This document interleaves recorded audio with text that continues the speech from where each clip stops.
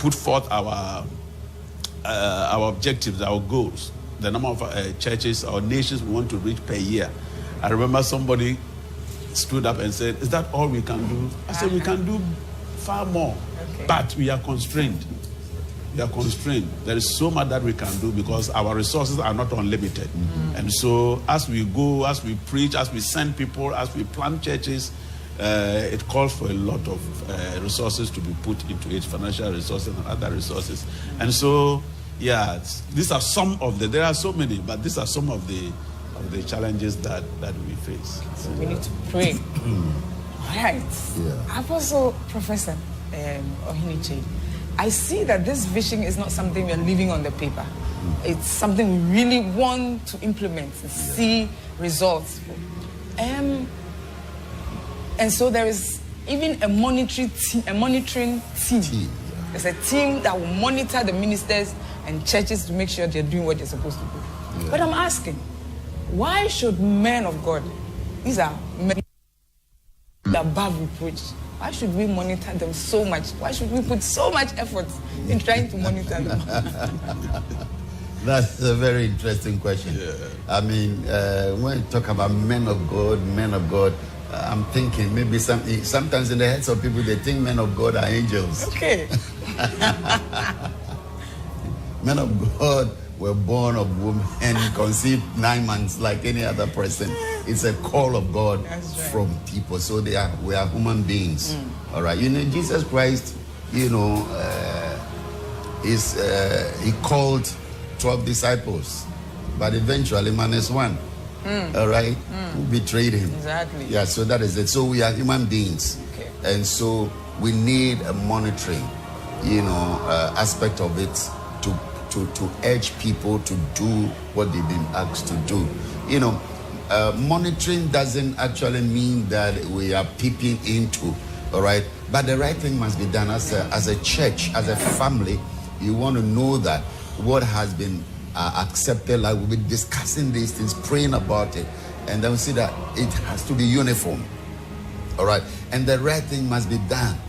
And so we need to monitor all the time, and then reports should be given so that people will be doing the right thing. And then also make sure that we are on the right path. Okay. That great vision.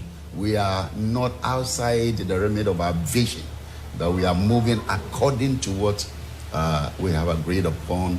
The vision set by the executive, agreed by all of us, discussed extensively over here, and every heart is bubbling to go and do it. Want to really monitor to see our successes, to see challenges that have come out of that. Because you see, the fact that we have the vision doesn't mean that there can be amendment. And so we need to modify certain things. So that is the need to. If you don't monitor, you will not find out. All right, and then we'll find out whether the resources available are able as we move ahead. Like the IMD said, resources are there.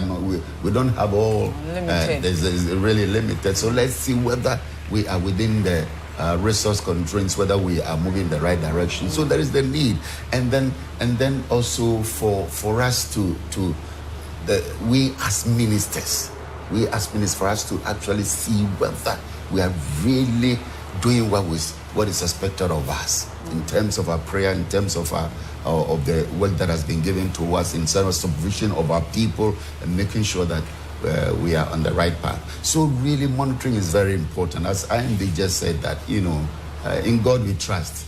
All right. But all others we monitor. All right. All right. Apostle Gyesi-Addo, are we able to apply the rules, the sanctions, the policies, the implementation plans, the strategies? Are we able to ensure that they are done outside the country as we do here in Ghana? Not in all cases. Generally, yes. But we don't even expect, leadership does not necessarily expect our external branches to apply some of the policies and practices, hook, line, and sinker. There is something we call contextualization. You look at your environment what is it that is acceptable, socially, politically, and then you apply the spirit of that policy to that situation. So when policies come out from the Jerusalem of the Church of Pentecost, from Ghana, you have to receive it, digest it, analyze it, sit down with the executive and see how can we implement this in our context. Because you can go and implement some policy and practice that can backfire. It will be socially unacceptable, it will be politically illegal and things like that. And so, yes, though we expect all nations, we want all of us to flow, in one direction. But in certain cases, we expect our missionaries to contextualize some of the things and apply the spirit to their situations in order that the gospel can be acceptable in that context. So that is what I would say for now. I see that I'm adding this question. I see that we've given some of the countries autonomy. When we hear that as members, we get a little uncomfortable. What measures are we putting in place to ensure that we don't experience breakaways? Now that we are telling them, and we are not even that strict on them, we are a little flexible.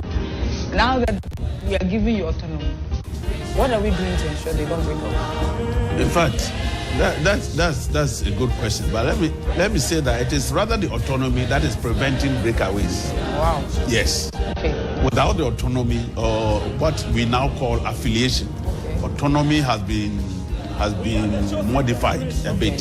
So we now have affiliation, what we call a system that we call affiliation. That is when it is time for the headquarters to give the affiliation status to a nation. We will do that. We'll go through a certain process and make sure that the people now do many things themselves without reference to the international headquarters in Ghana. But it is that which has prevented and which is going to continue to help to prevent breakaways and secessions and things like that. Because now the wind of nationalism is blowing everywhere and nobody wants to be quote unquote colonized, even if it is spiritually. So the affiliation is very, very good. And it assures the people that, at a given time, when we've been able to put our house in order, when we've been able to grow, when we are mature, when the time is right, headquarters is not interested in holding on forever. And that one day, it will come back to us. Wow. We will take the reins of administration ourselves and run it. So it assures people, it calms people's nerves, and they are not agitated and so on. So it's a very, very good policy that is rather meant to deal with the challenge that we just mentioned, the breakaways and the secessions. Wow. Time is fast. We spend all our time. We need to go to the conference and join the people there. But your expectations for today? I was going to ask about the workshop and all the things happening there, but it looks like we have to join them. But so then give us your last words, your expectations for today. We are going to look at the life of the church and missions to Muslims and some workshop, I think. Workshop. I can assure you today is going to be another explosive day spiritually. That topic, the life of the church, is really one that moves people, that touches people, that really set us on edge and on fire. And we want to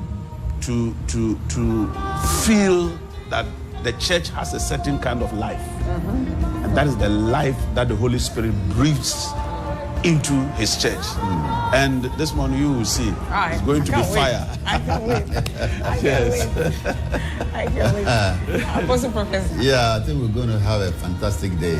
All right. Beginning with the life of the church. Where there's life, death is gone. Yes. And so you would see how God's move, the life that God has given to the church.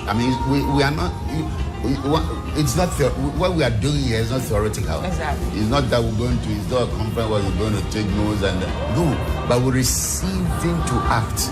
So the life of the church, we see how the life of the church is. It moves everybody into where God wants us to be, and then the various workshops and evangelistic power to other faiths. I mean, it's going to be a wonderful day. So we expect another mighty move, all right, over a higher level than we've had previously, and that's what we're all looking forward to. And I assure you have to be there. I'm here. I haven't been anywhere. This is the best place to be at this time. This is the best. It's exciting to be here. These are wonderful